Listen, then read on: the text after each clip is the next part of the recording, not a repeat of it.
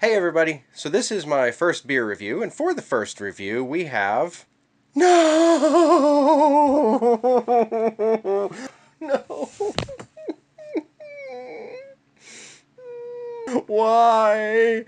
Why, God, why? Okay, seriously, there has got to be something that I'm doing wrong with my life. No! Okay, now before City Brewery and Universal Sales get on my case for such an overdramatic beginning to the video, I want to tell you a story real quick. I used to work downtown in Oklahoma City on the Bricktown Canal doing tours, and I had a joke on my boat about my son watching a soccer game and being glad that he was into sports because I was afraid that he was going to grow up sissy and be a Jayhawk fan. Well, I had some lady who was from Kansas turn to me and go, "That's rude. It's just rude." And for years, I told people about this joke, and I said, "No, it's not rude. It's just a joke." And that's the case here, okay? City Brewery, Universal Sales, you know you have a reputation, and I'm actually going to defend you, so don't get all up in arms with what I just said. Okay, so what we have today is Lost Lake Naturally Brewed Pilsner beer. If I recall correctly, Beer Advocate... Oh, wait, hold on. Damn it! I didn't get my notes.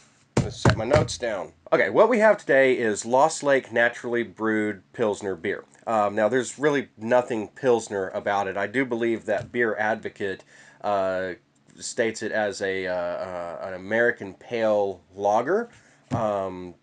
Rate Beer, I think, calls it also a pale lager. I'd say that it has a lot of qualities more akin to the American Adjunct Lager because of the massive amount of adjuncts that are used in this, particularly corn.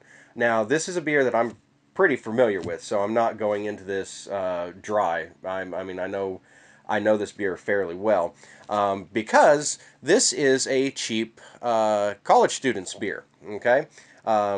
This is the kind of thing that when you're running low on money and you're waiting on the next paycheck, but you have a party coming up because of St. Patrick's Day or whatever it is, any excuse for a college student to drink, this is what the college student will get because it's usually about $3.99 for a 6-pack. I think $7.99 for a 12-pack. I don't remember what the 24-packs are. I really don't care. As far as presentation goes, when we look at this can, we are pretty much disappointed in life. All right, this can is like Indiana Jones in the Kingdom of the Crystal Skull. In theory, it sounds pretty good. Let's put a nice little scene of a little river flowing into the lost lake and all this stuff, and then you put it on a can, and it pretty much just looks like a bottle of Ozarka water. So the presentation just on the shelf is not very appealing, I guess would be the best word to use, but I don't know, it's got a look about it that just doesn't really make it seem all that appetizing in the can. However, if we open it up, and let's take the first whiff in the can before we pour it. We open it up, the ultimate judge of the look of a beer is not going to be its container, it's going to be how it actually looks. So let's actually give it a pour and see how this thing actually looks. Now, it doesn't look too dissimilar from, as I said earlier, your American Adjunct lagers. It's almost crystal clear, very yellow, incredibly effervescent. There's a lot of bubbles here. It pours a good head that dissipates very fast, almost fast enough to be considered a soda. It really does have soda-like bubbles to it. So it's incredibly carbonated. The smell actually isn't bad. I remember this smell being a lot worse a few years ago. And I'll explain a little bit more about the history of this beer here in a second. But the smell... yeah, it's not bad. It's not bad. You do get a lot of corn adjunct in there, bit of grains, slightly metallic, but that's not to be unexpected for something like this. But yeah, it doesn't smell bad. I mean, it's not offending me at all. We've got the presentation down. We've got the look down. Um, Next would be the taste. Let's see how this thing tastes. Well, I mean, I know how it tastes. Like I said, I'm familiar with this beer, whatever. Okay. Pretend like I don't.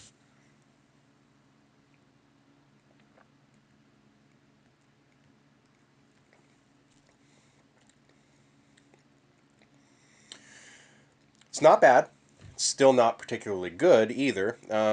This is basically an average beer for the most part.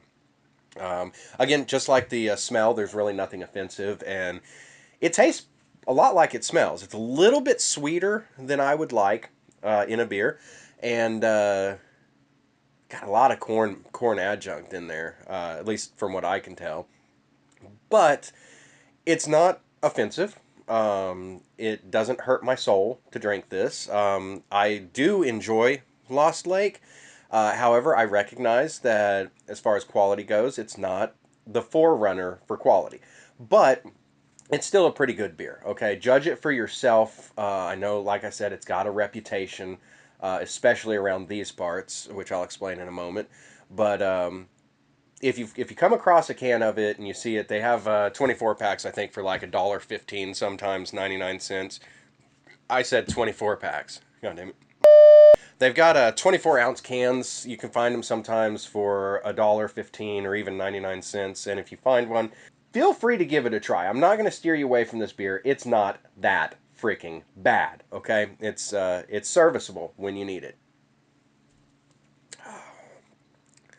Yep, reminds me of college. Okay, mouthfeel. Oh, I didn't go over mouthfeel.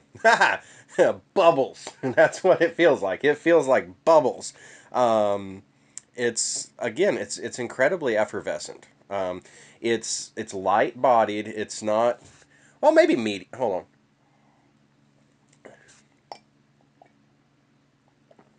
on. Very seltzer water like almost. It's light to medium bodied, somewhere in there. It's not particularly heavy or syrupy at all. And it's not. I mean, as far as the mouthfeel goes, it's not bad. It's crisp, it's clean and clear, and it's not bad. So again, this is not the best beer in the world, and I will not judge it as such. I will judge it for what it is. It is a cheap ass fucking beer, and for a cheap ass fucking beer, it's good. Okay, I've had worse. That's plain and simple. So now let's look at our notes real quick. Okay, so on this beer, we have 4.2 alcohol by volume. Couldn't find anything for IBUs and that's for an adjunct lager. That's not to be unexpected. Usually with IBUs, you really want to look at that when you're getting an IPA or a pale ale or something like that. Beer Advocate scores it at a 67, which is poor. The Beer Advocate ratings average was a 2.37 out of 5, based off of 39 ratings. Rate Beer averages it a little harsher. It's 1.74 out of 5 based on 108 ratings. And Untapped has it at 2.27 out of 5 based on 679 ratings. So it's low rated, obviously, and that owes to the fact that it is a very cheap ass fucking beer. Basically, this beer originated in right here in Oklahoma City. This was started. I can't find anywhere in my research. I could not find an actual date for when this was first brewed, other than sometime in the late 90s. It was brewed by Universal Sales of Oklahoma City. In 2006, Universal Sales got Joe Weiss to be their brewmaster. And sometime, I want to say it was a little bit prior to 2006, but again, there's not a whole lot of information about this beer on the interwebs. But sometime before 2006, production moved to LaCrosse, Wisconsin. It was contracted to City Brewery. Joe Weiss works with City Brewery. He actually retired from there, but he works part time as the brewmaster for Lost Lake and visits City Brewery once a month to check quality and all that whatnot nonsense. But City Brewery does a lot of contract work. They'll come up. in our reviews later. I've got a couple other things that I want to review by them, not just Lost Lake products. But Oklahoma is still the primary market for sales of Lost Lake. However, they did expand over the years, first into the Mountain West. I believe it was Colorado and Wyoming. And then, of course, with their contract with LaCrosse, Wisconsin, with City Brewery in LaCrosse, Wisconsin, they moved more into the Midwest. So now they're being distributed in Wisconsin, Minnesota, and North Dakota. That is as of 2014, I believe, because that's the last time their website was updated with anything. At least as far as 2014, assuming that these numbers are accurate, those are the states that it is distributed in. Now, I know that it mentioned that they were working on distributing in Indiana and Illinois as well.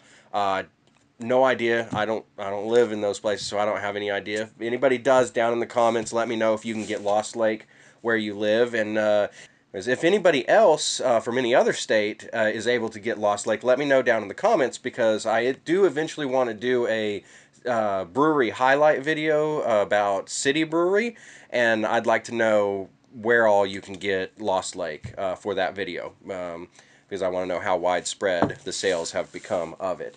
But back to the beer. Once again, final results. It's not bad.